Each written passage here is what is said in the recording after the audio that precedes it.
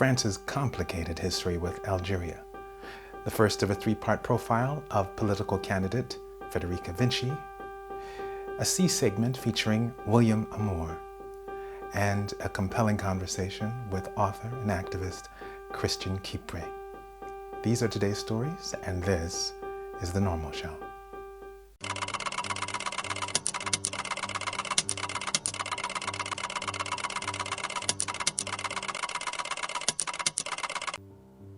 La Francia si confronta con le pagine più scure del proprio passato coloniale. Lo fa con un documento ufficiale che cerca di conciliare la memoria francese e quella algerina rispetto alla guerra d'Algeria. Per ora, però, senza grande successo. Questo è The Normal Show.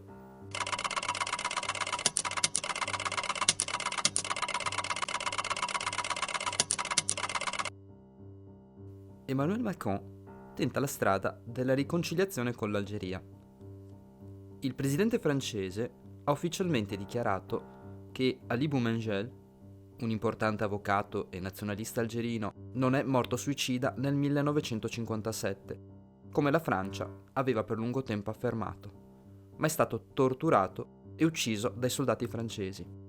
La Francia aveva continuato a dichiarare che fosse morto suicida, nonostante il generale francese Paul Osores avesse ammesso in un libro pubblicato nel 2001 di aver ucciso Boumengel lanciandolo da una finestra del sesto piano. La guerra d'Algeria, combattuta dal 1954 al 1962, ha posto fine a 132 anni di colonizzazione francese, rendendo indipendente il paese e trasformando lo stesso sistema istituzionale e politico francese. Non ancora presidente, Emmanuel Macron aveva definito la colonizzazione francese dell'Algeria un crimine contro l'umanità e si era dichiarato determinato a superare il trauma che pesa sulle relazioni franco-algerine. Con questo obiettivo, una volta diventato presidente, aveva affidato a Benjamin Stora, un importante storico francese, il compito di guidare una commissione sull'eredità della colonizzazione e della guerra per l'indipendenza. Reso pubblico a gennaio, proprio il rapporto Stora chiedeva, tra le altre cose, di riconoscere la verità sull'omicidio di Boumengel. Le autorità algerine hanno però criticato i risultati della commissione, proprio per l'assenza delle scuse per i crimini di guerra coloniali francesi. Il portavoce del governo algerino, Ammar Belimer, ha definito il rapporto non obiettivo, perché pone vittima e carnefice sullo stesso piano. Macron, che si trova ad affrontare le elezioni presidenziali il prossimo anno e sa quanto sia esplosiva la questione algerina per la destra francese, ha insistito sul fatto che non ci saranno pentimenti né scuse. L'ambasciatore francese in Algeria, François Guyet, ha affermato che la riconciliazione deve essere raggiunta attraverso uno spirito né di diniego né di pentimento. Il 60° anniversario della fine della guerra d'Algeria sarà celebrato a marzo del prossimo anno, poco prima del primo turno delle elezioni presidenziali.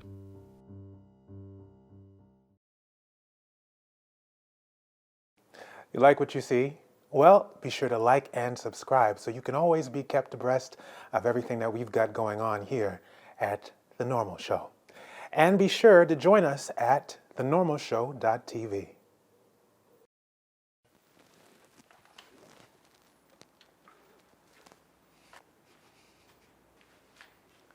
Forse avete perso qualcuno degli episodi recenti, ma non vi preoccupate, li abbiamo raccolti in una versione più lunga.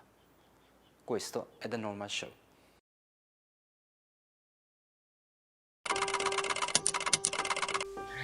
In our next segment, Marco Michieli sits down with Volt's political party candidate, Federica Vinci. In the first part of a three-part profile, we'll delve into who is Federica Vinci and who are the Volt political party. This is The Normal Show.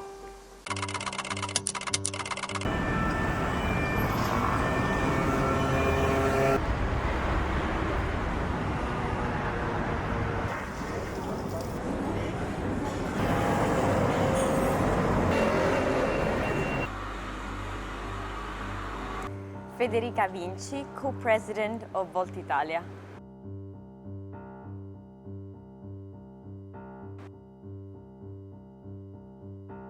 So Volt is the first real transnational and progressive political party. This means that it's present with the same name, the same values, the same program in every single country of the European Union. It's progressive, so we take strong stances on what regards climate change, migration, solidarity between every single state in our European Union. And the main difference between other political parties is that it's a people-powered movement, I think. Well, I think this is the main difference, for the simple fact that we are used to see political parties as entities that comes up or disappear together with elections. The main reason why political parties exist is because they need to have people elected into the parliament from the local level to the European level. We think that we need to reimagine the way in which politics is done because politics so far is not working anymore.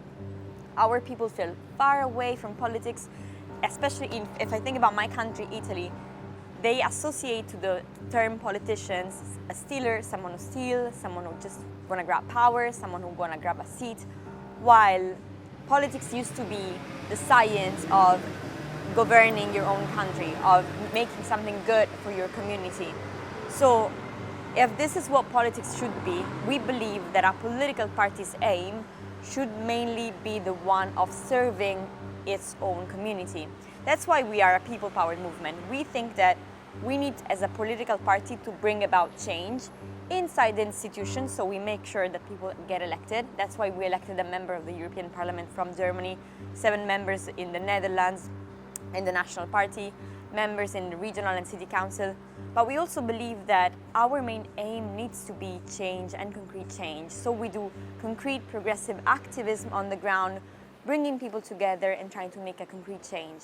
An example of this is, for example, when the pandemic came, when COVID came, we realized that in Moria's camp in Greece, where migrants were taken before being dispersed into the European Union, they were having severe lacks of masks, sanitizers, like clothes and all of that. So at the European level, we organized this huge initiative where we managed to bring together masks and all the things that those people need and ship them to Moria's camp. This initiative is called Europe Cares, now is an NGO of its own.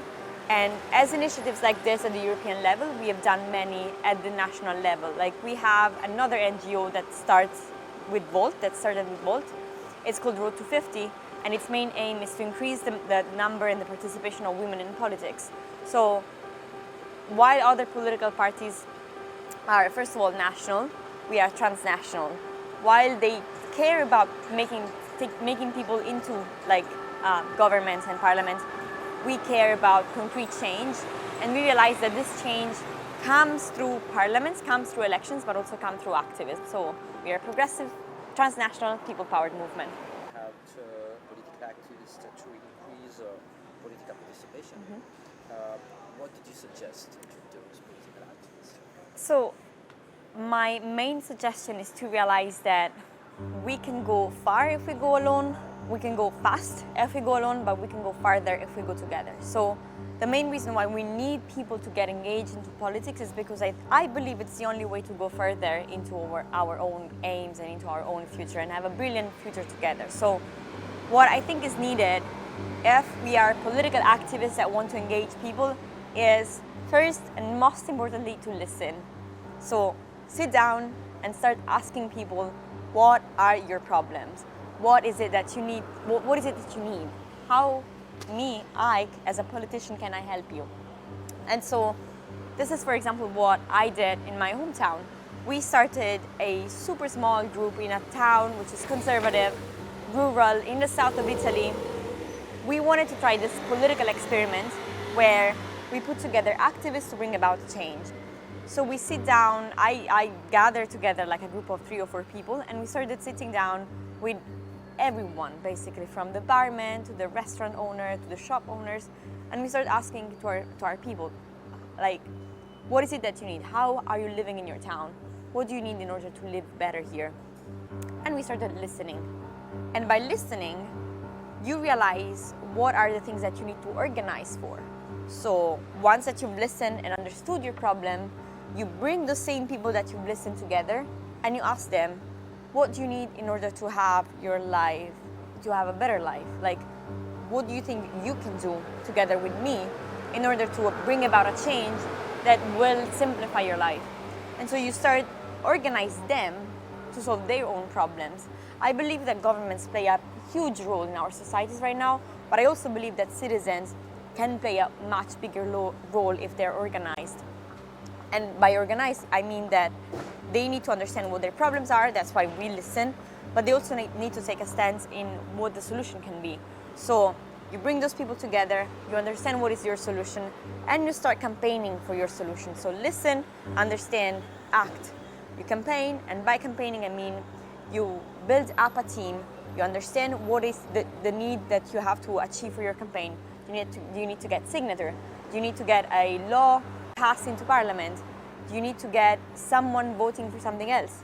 So once that you understand your aim, you start bringing people together in order to achieve this aim with a team, with a concrete strategy and concrete tactics that can bring about this change. But if I need to tell you just like the first thing that as an activist you need to do to bring people together is literally to take the courage to make a step and go to the people and ask them and listen like with your full heart and hear. My name is Federica Vinci and you're watching The Normal Show.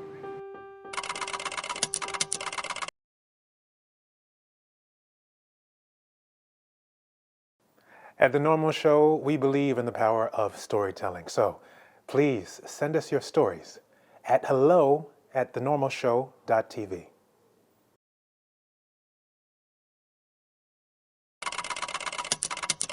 In this week's C segment, we go to Paris Art Design Week, where we see the stunning work of William Amour. Where it's been said, one man's trash is another man's treasure. In this case, one man's trash is another man's work of art.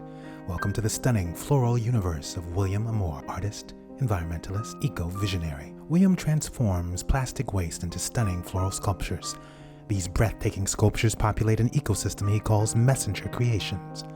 He has dedicated his art to ecology. His life work encourages humanity to end overconsumption and stop the tide of climate change.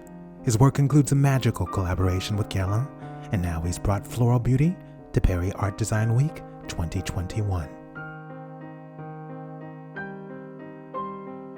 When first floating through the vast collection of floral sculptures rendered by Amour's ever-precise hands, we have the feeling of traipsing through one of Paris's famous floral gardens.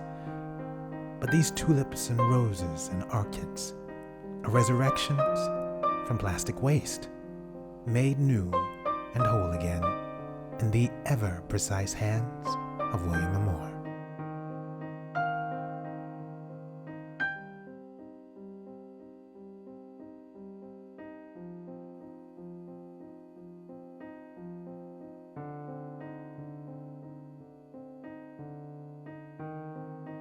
Are these sculptures?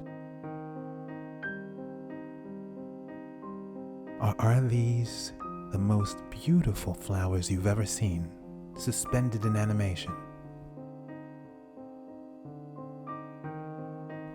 Who could really be sure?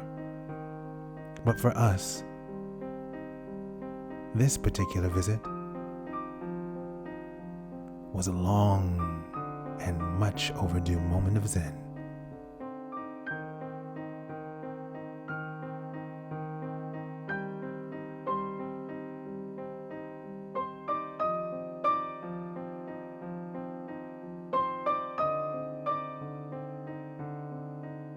If you do get a chance to see William Amour's work and the breathtaking flowers rendered by his magical hands, by all means, please do. This is our C segment on William Amour. And this is also The Normal Show. Now you can get your official The Normal Show merchandise by going to thenormalshow.tv and going to our shop. There you'll find our latest collection of Normal Show t-shirts.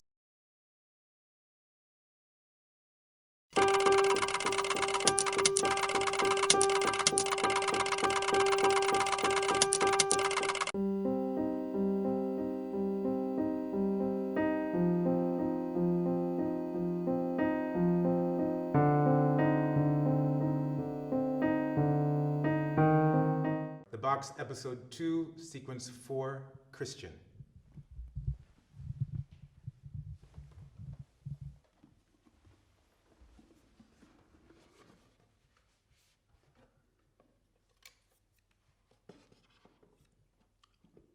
Whom?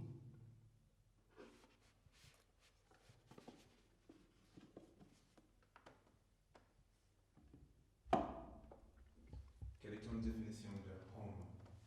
Home, ça évoque pour moi l'intérieur, la maison, tout ce qui est cosy, on va dire, tout ce qui est famille, rassemblement, tout ce qui nous invite à profiter de ce que nous sommes, notre intérieur, notre intimité, nos souvenirs aussi.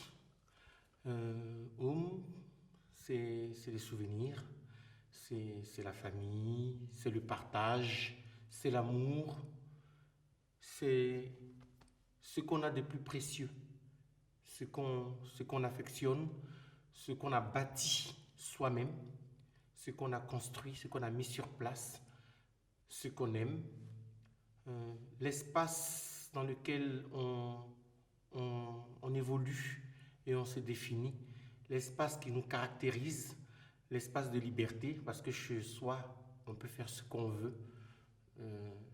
Voilà ma définition du mot home. Où es-tu le plus home? Où je suis le plus home? Évidemment, chez moi.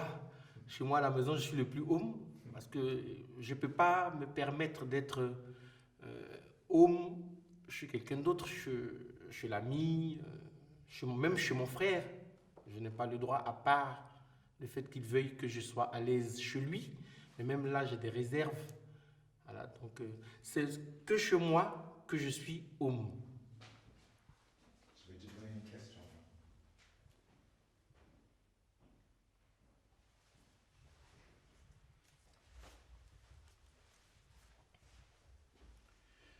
Selon vous, la majorité des jeunes migrants africains quittent leur pays pour quelles raisons?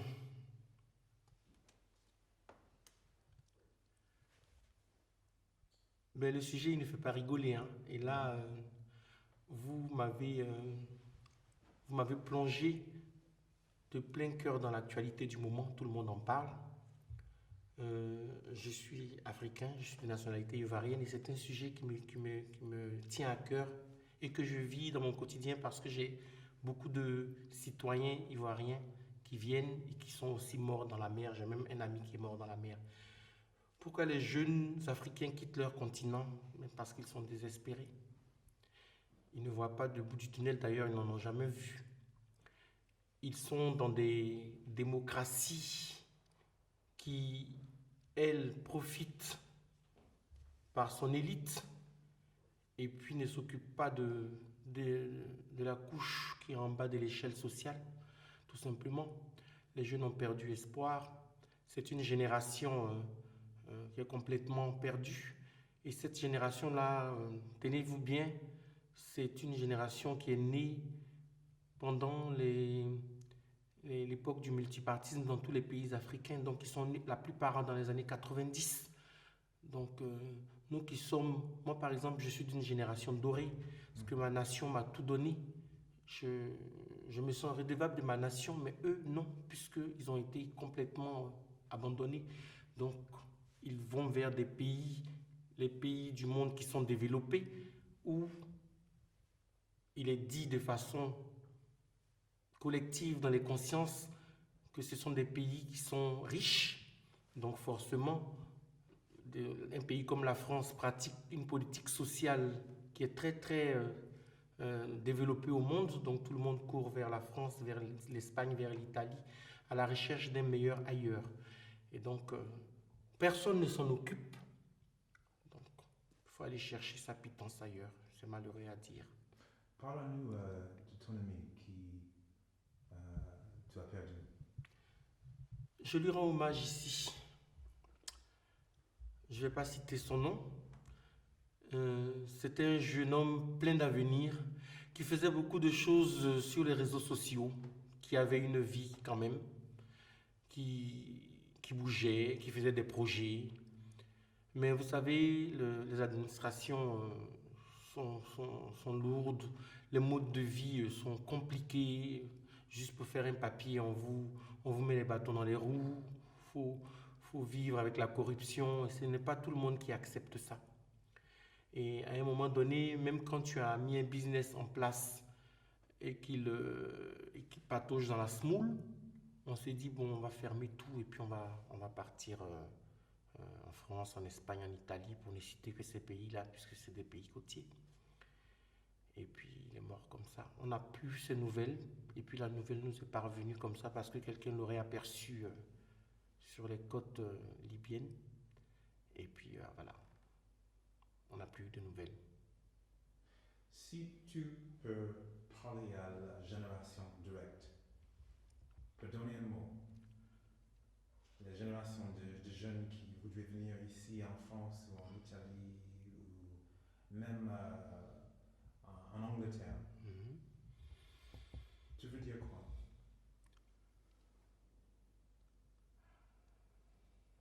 Qu'est-ce qu'on peut dire à ces jeunes gens pour qu'ils puissent se rendre compte? Le fossé, il est très très grand et le sujet à aborder avec eux est délicat parce qu'ils sont sur la défensive déjà. Ils sont sur la défensive parce que la réponse qu'ils vont te donner, c'est « Qu'est-ce que toi tu fous là-bas ?» Si c'est dur, qu'est-ce que toi tu fous là-bas? C'est ce qu'on a l'habitude, nous, d'entendre. Mais les choses se sont corsées aujourd'hui. Parce qu'autrefois, on nous disait ça, mais les jeunes n'abandonnaient pas leur pays pour venir par la mer, par exemple. Ça devait se passer, mais pas à cette dimension que nous avons aujourd'hui, qui est devenue un fléau international. Mais il faut, on dit que la répétition est un peu pédagogique. C'est à nous de ne pas baisser les bras. Quand bien même on entendrait ce discours où ils nous disent toi tu fais quoi là-bas, tu es là-bas, déjà tu es à l'aise, tu ne veux pas que moi je vienne. Il faut quand même réussir à trouver les mots pour leur faire comprendre que ces pays européens là sont devenus aussi très très très difficiles. Moi je prends un simple exemple d'un étudiant que j'étais autrefois il y a 15-20 ans qui partirait déposer un CV dans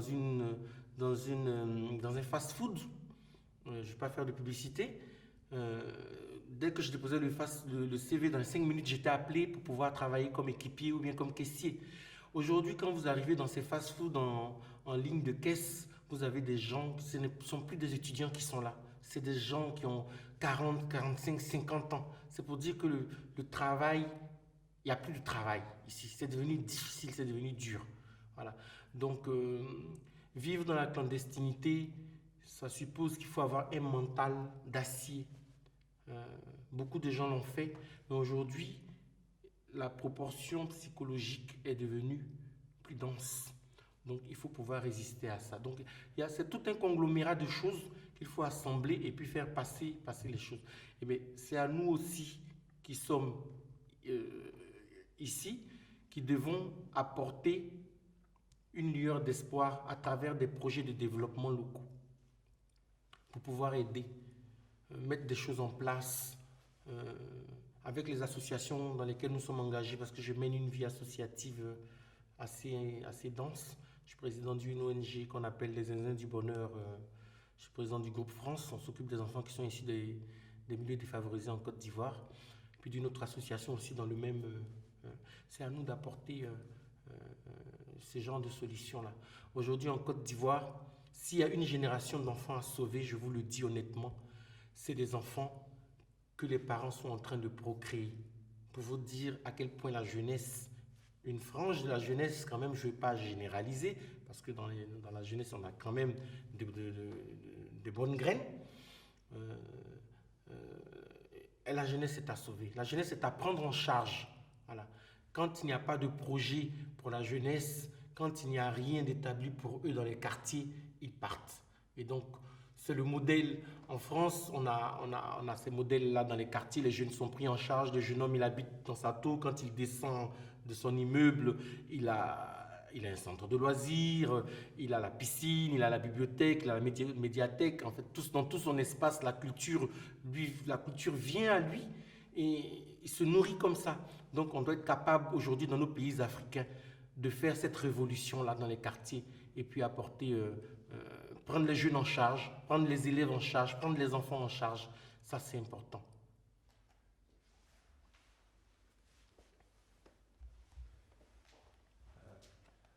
Je vais choisir un petit paragraphe à lire en nous. D'accord.